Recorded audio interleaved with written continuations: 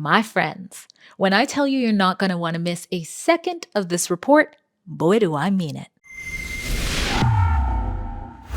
Drea Humphrey here with Rebel News, where we commit to bringing you the other side of the story. And when it comes to COVID-19, we've been doing that since 2020.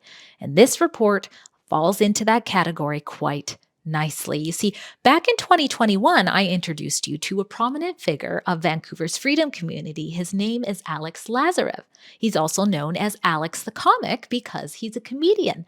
And when he wanted to brush off some of the frustrations that so many unvaccinated people have felt from the discrimination they've received for arbitrary and draconian policies that have been pitted against them and divided so many people, okay, I'll end the rant, he decided to go out and challenge the narrative the best way he knew how, through comedy. And look what happened to him. Congratulations for following the narrative and trusting the news and not questioning anything. You're all doing a great job complying with the narrative. There is definitely not a psychological operation happening when you're convinced of a reality that's based on fear that has nothing to do with what's actually happening. You shut the up. You shut the I'm trying to get the shit like hey, you. Get the out of here. You're insane, bro. Get the out of here. Get the go. Get the out of here. Get the out of here. You're insane, bro. Dude, you're insane. Get the away from this guy. Dude, get the out of here, man. I'm gonna kick you in the head. We're trying to wake people up because you've been psyoped. We love you people, but you've been psychologically, you're literally been psyoped. Wow. Okay, are you happy now? Are you happy now, you f***ing asshole? We're trying to wake you people up over here. You've been psyoped, brother. You've been psyoped. Shocking, isn't it?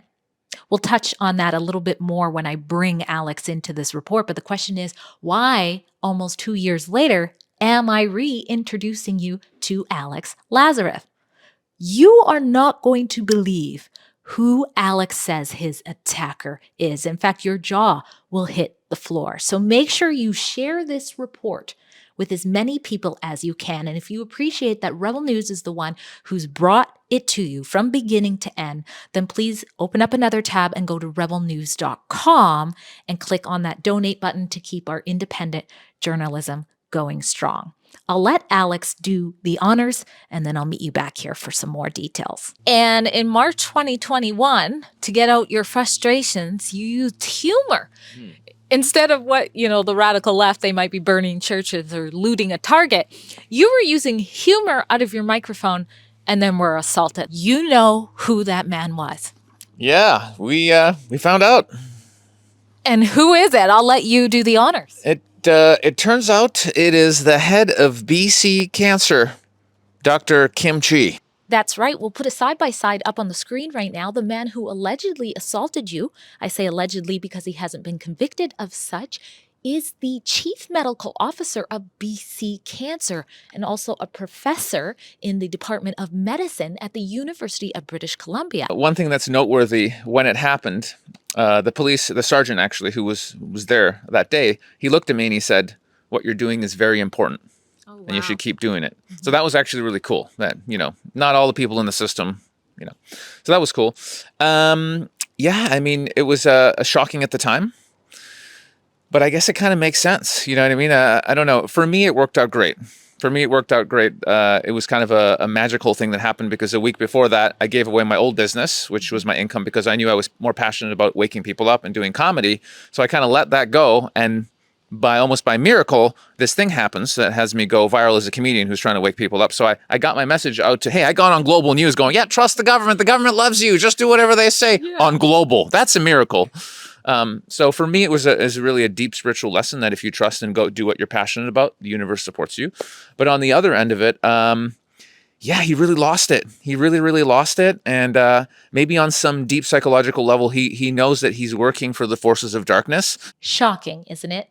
Now, remember, Dr. Chi is the head of BC Cancer because the government put him there. He was appointed into that position by the Provincial Health Services Authority, and he still does that job today. I stress that he still has that job because what some of you might not know is after we first introduced you to Alex, we, through your donations at fightvaccinepassports.com, connected him to the Democracy Fund, who hired a great lawyer at no cost to Alex. His name is Bruce Helsor from Crease Harmon. Now, Bruce wrote an official complaint letter to Dr. Chi's licensing body to complain about the assault. And he also added this after explaining what had happened to Alex. It is noteworthy to note that in his attack on our client, Dr. Chi violated Dr. Henry's orders of COVID safety. Dr. Chi was considerably less than 6 feet from my client during his assault, vigorously spewing saliva through an unmasked mouth into our client's vehicle.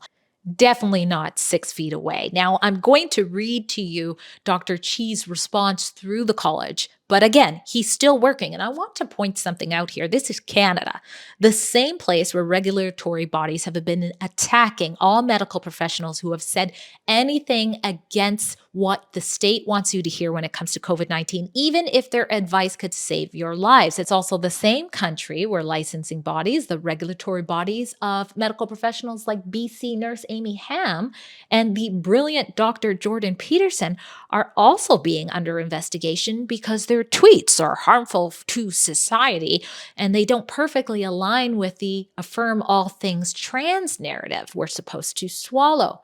But yet somehow Dr. Chi still has his job. Now, let's go ahead and listen to his response. Now, I won't disclose how we obtained this letter, and as you can see, a lot of it is blacked out. Surprise, surprise. But he starts off by apologizing, not to Alex, of course, apologizing to the college for them to even having to address the matter. And nowhere through what was available to Alex does the doctor deny assaulting Alex. He says, with respect to the complaint, I offer several important considerations for the committee. Number one, I have not previously known of the complainant in any social, professional, or patient capacity. Yeah, assaulting someone isn't really one of those capacities. Then he says, I have never been charged with a criminal offense. And that is true. As you'll hear from Alex, he wasn't charged with this offense as well. Then it also says, in the time period that the complainant refers to, it was a difficult and stressful time for the medical system, including cancer care. We were navigating the complexities of COVID pandemic to maintain delivery of safe care to our vulnerable patients with cancer, while at the same time keeping our staff safe from repeated COVID pandemic waves. Patients with cancer are some of the most vulnerable to COVID infection, with other jurisdictions reporting twice the infection rates and increased mortality in those with cancer. Through our hard work and diligence, the infection rates of our patients in BC was half that of the general population, yet we maintained full cancer services across the province. So what is that? I do a good job at work and we're stressed out with COVID, so it doesn't matter if I assault an anti-vaxxer? He ends here saying how important he is and I guess, trying to defend his position. He says oncologists in British Columbia have the highest levels of burnout in Canada.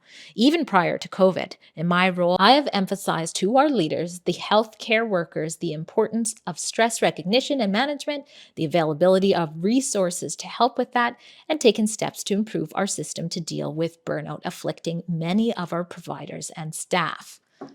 Well, it was some of their providers and staff who are the whistleblowers to help ID this man. I spoke with one of those whistleblowers, but let's hear from Alex about his experiences. I found out because insiders that work with him actually reached out to me and were like, hey, you know, they're kind of shuffling him away and he's being really awkward and he's not coming in anymore. And the video was like, they were sharing the video. So obviously the people who work with him know that it's him. So one person reached out and that was enough for me to be pretty sure it was him. And then later a bunch more actually reached out and even offered to give me money so that I could sue him because apparently he's not very popular at the workplace. Sorry, Kim Chi. Surprise. I don't know. But so I did. So it was confirmed. Multiple people were like, "Yeah, it's definitely the guy." I think I could sue him. I could probably win some money, but the money doesn't matter for me. It's an opportunity for people to see what's going on. So if people watch this video and they look at him and the system that he represents and go, something is off here. These are not the people we need to be trusting in any way. You know what I'm saying? And the crazy conspiracy, the guy who's like, maybe you should read the label. Maybe you shouldn't trust Bill Gates. Maybe the force that created our bodies and your natural intelligence, along with fasting, and other things you can do and natural things you can do to be healthy. Maybe that's not so crazy, maybe just maybe open up the mind and think about things differently. But it's really an opportunity just to get people thinking. And again, going within. I think it points to the intense level of division, the covitism cult sort of division that has happened, where somebody can literally hop off his bike and just assault a random person with a loving heart because of what? Really? So my understanding is they kind of dropped it, right? They kind of dropped this case. Yeah. So I did put in a Freedom of Information request, and they gave me the information. And basically, the police, they just give it to the Crown, but the Crown decides whether they want to pursue the case, and they didn't. But, I think there was definitely enough evidence. It's a video of the guy doing it, but who am I to decide? But honestly, it all worked out for me. I'm going on a global comedy tour now, spreading love and consciousness and making people laugh. So it's all good. It blew up my Instagram. I'm happy with it. The only bad part of this was for me is I used to love kimchi. I mean, it was one of my favorite foods. And every time somebody goes, "You want some kimchi?" I think about him and it puts me off. But other than that, I'm happy. Now, as it stands, I have obviously reached out to Dr. Chi. I've reached out to BC Cancer. I've reached out to the VPD. I've looked through all of the evidence. If Dr. Chi wants to claim at some point this is not him, he certainly has a big uphill battle to do so, but I will inform you in the written description below on any updates. There's a link to this report. But the only body I did hear back from so far is the BC Prosecution Service. They confirmed that a report to Crown Counsel was submitted by the police in relation to the incident, and that the charge assessment was concluded on March 31st, which is just a couple of days after the incident. They also confirmed that no charges were approved, adding that the Crown has to independently and objectively find that the evidence would lead to a likelihood of a conviction, and if so, whether or not it is in the public interest to prosecute. In this case, the assessing Crown was unable to conclude that the charge assessment standard was met and no charges were approved. So what do you think? Is this a case of the government protecting a government doctor? But something else I want to stress to you guys is a point that I made in my first report, but I want to elaborate on, and that is how the state-backed legacy media has covered the story. You see, when it first broke, they covered it all right, but they also covered something else, and that was the attacker's face. Take a look at this article here, where you see they purposely pick a photo that where his face is blocked. Or in this report, they just took the time to blur it all together. But why? The attacker is clearly an adult. He's not a juvenile, and he is clearly the one doing the assault. So why are you trying to protect him? Let me know what you think in the comments, but I'm going to end this report with having you hear from Alex about what he would like to say to Dr. Chi, who has never apologized to him to date. Last words for Dr. Kim Chi himself. What would you want him to know? Anger management. No, look, I'm not angry at you. I got love for you. I really do. But, hey, man, take a look, do some research, look up Rene Case. You are working for the forces of darkness. You're probably a good person. Your intellect could be used for so much better things than the beings that you're working for right now. Connect with your heart, and believe me, when you're in here and you're feeling the love for all your brothers and sisters out there, you're not going to want to work for BC Cancer. I'm rooting for you, man. And hey, if you want to come on a podcast and talk about this, probably you're going to want to apologize. Let's talk it out. Let's have a conversation. It'll maybe wake more people up to these important topics that I'm talking about right now.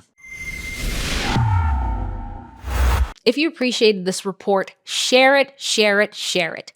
We need to show that the government-led division and discrimination against unvaccinated people was harmful, as you saw what happened to Alex, and that even people in positions of power are not exempt from falling for that. And also, if you appreciate our journalism and that we are not in the Trudeau government's pockets like 95% of media that takes money from them to do their journalism, then please help us keep the lights on and bring you these reports by going to rebelnews.com and clicking on donate. I'm Drea Humphrey for Rebel News.